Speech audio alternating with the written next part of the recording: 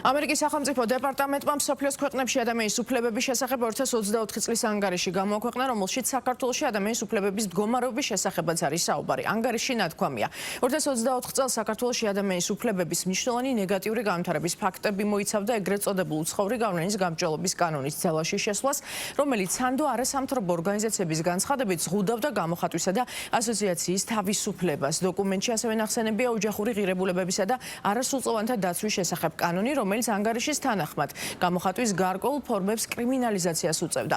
დაშინების, იძულებისა და ადმინისტრაციული რესურსების ბოროტად გამოყენების კამპანიამ შეზღუდა გამოხატვის თავისუფლება, განსაკუთრებით ოქტომბრის საპარლამენტო არჩევნებთან მიმართებით. გასულ წელს შენიშნებოდა გამოხატვის თავისუფლებისა და მედიის თავისუფლების სერიოზული შეზღუდვები, მათ შორის მოქალაქეებისა და ჟურნალისტების წინააღმდეგ ძალადობა და ძალადობის მუქარა, ჟურნალისტების დაუსაბუთებელი დაკავებები და სისხლის სამართლებრივი დევნა, ეგრეთ წოდებული გამჭვირვალობისა და ოჯახური ღირებულებების შესახებ კანონების შემაძრწუნებელი გავლენა, წერია დოკუმენტში. მიუხედავად იმისა, რომ მთავრობამ გადადგა ნაბიჯები ადამიანის უფლებების დარღვევების ჩამდენი ზოგიერთი ოფიციალური პირის მიმართ გამოძიების და დასჯისთვის, დაუსჯელობა კვლავ პრობლემად რჩება.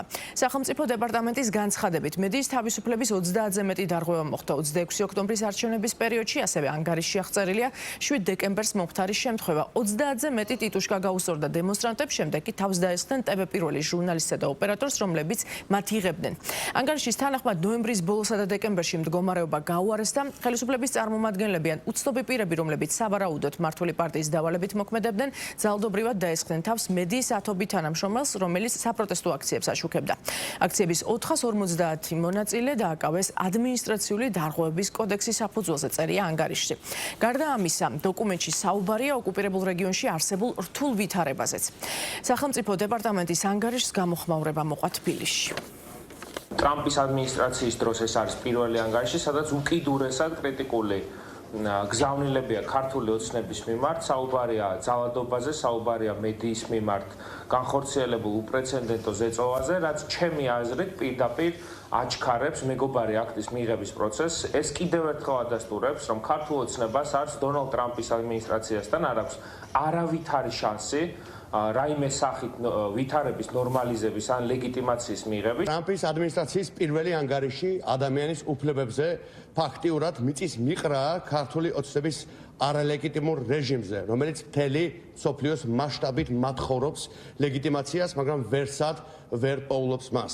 ეს არის ერთ-ერთი ყველაზე მწვავე და ნეგატიური ანგარიში, რომელიც ამბობს, რომ ქართული ოცნების რეჟიმი არის ავტოკრატიული რეჟიმი, რომელიც დევნის პოლიტიკურ ოპონენტებს, აპატიმრებს, ჟურნალისტებს, ზღუდავს ყველა ფორმის თავისუფლებას და დევნის თავისუფალ აზრს. ქართული ოცნება ამერიკასთან შეპირებულ დაავადებას ვერ ახორციელებს და ეს არის ფაქტი. ეს არის აგერ გადმოცემული სახტების იმ ანგარიში, რაც გამოქვეყნდა აგერ რამდენიმე საათის წინ და აქ საუბარი არის იმ ყველაფერ უბედურებაზე, რაზეც ოცნებამ ბოლო 20 წლის განმავლობაში ქვეყანაში ჩაიდინა. სააკაშვილის რეჟიმის შემდეგ ხო ესეთი მწვავე ანგარიში საქართველოს მიმართებაში არ ყოფილა და უნდა დაფიქრდნენ ქართული ოცნების წარმომადგენლები, რა დღეს ჩაიდეს ქვეყანა და ზოგადად ყველაფერში უკვე რაციც მორალური უპირატესობა ქართულ ოცნებას ნაციონალურ მოძრაობასთან ჰქონდა, ეს მორალური უპირატესობა როგორ გაანიავეს. ჩვენ მივესალმებით დიახ იმ ცდელობას, რომ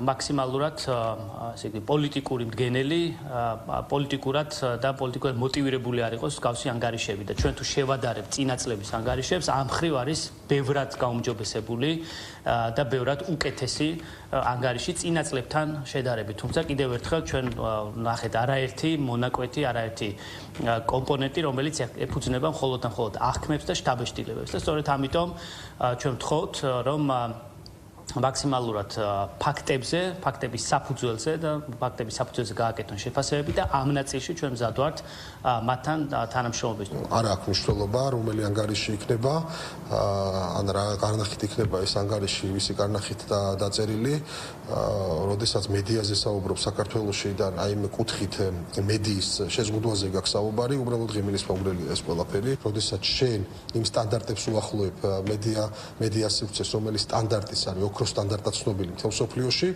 ამიტომ გამომდინარე ეს ყველაფერი ღიმილის მომგვრელი. ხა რაც შეეხება გამოძიებას ჟურნალისტების, ესე ვთქვათ, რაღაც ის ძალადობის ფაქტები რაც არის, ხო?